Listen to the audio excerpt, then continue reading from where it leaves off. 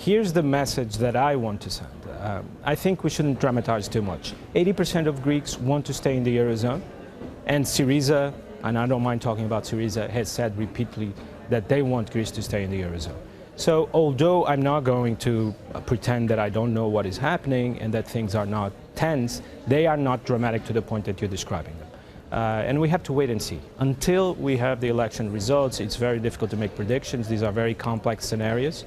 But here's the message. I really think that Greece is going to stay in the eurozone. But I'm not going to say that there aren't any scenarios where Greece could leave. Of course, there are extreme scenarios that I'm not going to speculate about.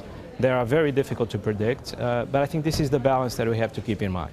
So far, the process is under control. We can reach an agreement, but of course there are scenarios where things could get out of control. I'm not going to hide that. Well, and the question then is, what would the knock-on effect for a country like Portugal, still economically very fragile, what would the knock-on effect for Portugal be if post-election Greece, for one reason or another, is heading for that exit door? I think the effect for the eurozone would be, of course, negative. Unpredictable to some extent. I am confident that Portugal has now overcome the most difficult moments. We see evidence of that every day.